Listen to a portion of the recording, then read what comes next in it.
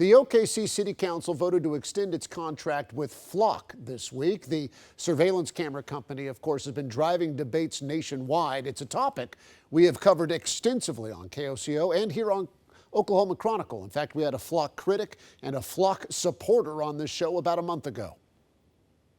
Being seen in public is one thing, being tracked in public is completely different. And I think that's where the line needs to be drawn. Being able to bring people to justice and hold them accountable so they cannot continue to victimize our community, it warrants the use of them. We work on the safeguards and continue to work together as a community.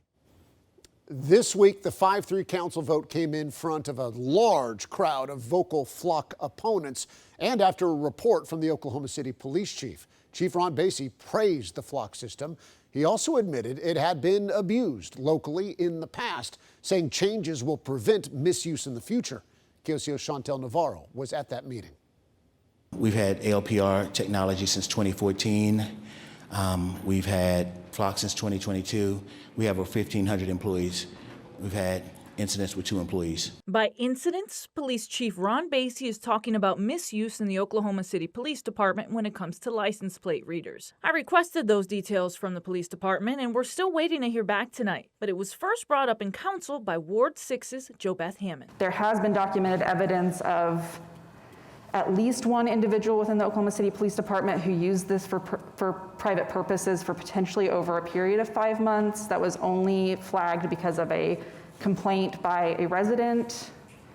There's just, to me, there are too many, the potential benefits do not outweigh the cost. A group fighting those cameras called DFlock OKC knew about that one instance as well. A sergeant that used the Flock database multiple times between December 2024 and April 2025. Caught by the estranged wife filing a complaint against him. This document shows the sergeant admitted to his wrongdoing, suspended without pay for 3 days, and put on 1-year probation. We've added more guardrails.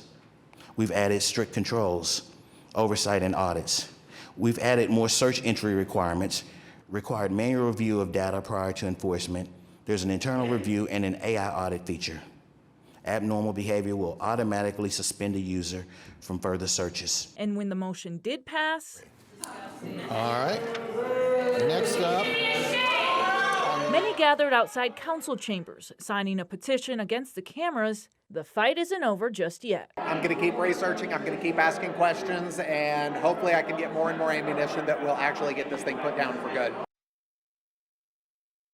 Chantel Navarro reporting there in that story, joining us here on Oklahoma Chronicle. You actually did a number of stories on this. That story talked, I know a lot about the concerns, some histories of the misuse that we've seen, not just around the nation with Flock cameras, but as you pointed out, that there's been at least multiple, in fact, incidents over the past. At least 2 here in Oklahoma City. And that's something that the chief talked about and admitted. But I do also want to point out that your reporting also did include the fact that the police chief, many law enforcement agencies, they say that these cameras have been extremely beneficial to their investigations. Oh yeah, they've been saying they have a significant impact in the community. Chief Basie gave a presentation for about an hour and a half, and he kind of broke down some of the stats. I have them here. Over 400 aggravated assaults.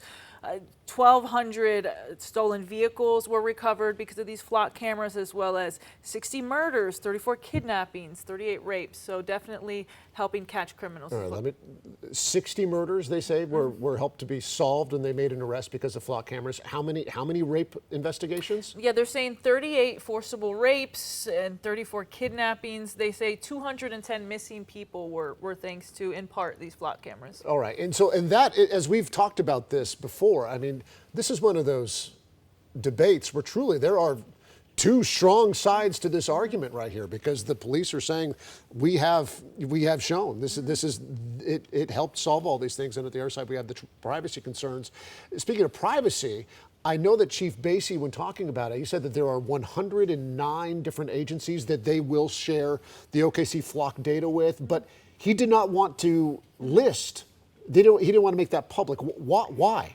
He did not know. So he told Councilwoman JoBeth Hammond, he said that he will not be giving that information out because he basically said that giving that out is like giving a blueprint of of their agency, of their work, and he said it's a safety risk. So basically, because he talks about these giant crime rings, transnational Trafficking. drug trafficking, human trafficking, and so he doesn't want to tip their hand as to who they might be sharing the data with. That's what he's saying, yeah.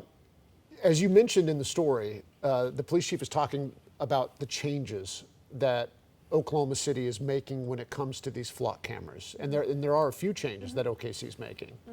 Yeah, one of the biggest ones is not sharing with federal agencies anymore. But that's also something, keep in mind, Flock has made a lot of these changes after they've been criticized nationally for what's going on. In fact, they just announced changes here recently. In fact, we made a little graphic. Can you put this up on the screen here really quick? Because, and this just came out this month, that these are policy changes that, yes, are happening here in Oklahoma City. Chantel, I know the police chief talked about many of these, but these are changes that Flock, the company themselves, under intense pressure, not just here, but around the country, did announce. So data retention, that is now going down. Right now, they could hold it for a month, this video data. That's going to drop down to 7 days.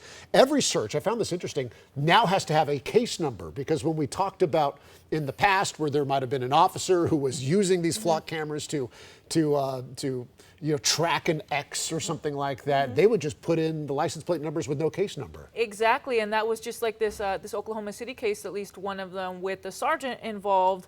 That's what that report said, that multiple times over the course of 5 months, he was using that, tracking down his wife. But again, back to that, back to the audit that came from all of this. And Oklahoma City Police were saying that they're bringing it down from 30 days to 7 days. But again, that's Flock that's doing so. They're bringing these guardrails And back. you mentioned the audit. Can we put that back up on the screen here really quick? Because they did say that now every single search is going to have an AI audit. And so if they can spot abnormal behavior, the police chief said that there will be immediate discipline in that sort of situation. And also, Flock said that agencies will get more control over what types of searches are allowed, which is interesting. And I don't know, Chantel, correct me.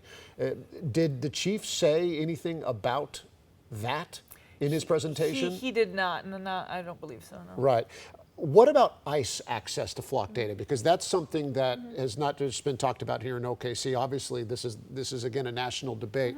A lot of people were concerned that ICE agents, it was reported that they were using flock data to not track down murderers and kidnappers and stuff, but people that were in this country without documentation. Yeah, and that is a huge concern in the immigration community and the migrant community. That's another interesting point because, Chief Basie said that there's 109 agencies right now that Oklahoma City is sharing with. Not federal agencies, though. We know that. Local agencies, but one local agency, Oklahoma Highway Patrol, has that 287G contract, which is with immigration enforcement. So that's the big question mark is, are they able to share that with immigration? Because technically speaking, they won't share directly with ICE right now. That's what Flock is saying, but that could be. But there's nothing to stop. Flock cannot get direct video access.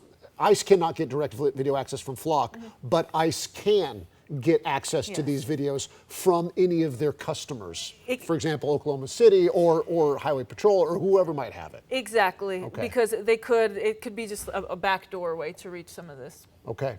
Well, obviously a lot going on. Chantel, we appreciate reporting and thanks so much for coming on. All right, thanks so much. I did reach out to Flock and invite a member of their senior staff to talk to me for this week's show. They declined, but they did send me reaction to this week's City Council vote from Flock's CEO and founder, Garrett Langley. Oklahoma City is an important customer. They've been one for years, and you look at their success day in and day out from their hardworking officers, and it's great to see City Council listen to their police department and their community about what needs to be done to continue to be a great and safe city. It's important to continue the discussion on how we find balance in privacy and safety. But what's important to look at is what we're going from to where we're going towards. And we're going towards a more objective, a safer, a faster, more effective police department by deploying technology like these license plate reading cameras. And of course, we will continue to follow that.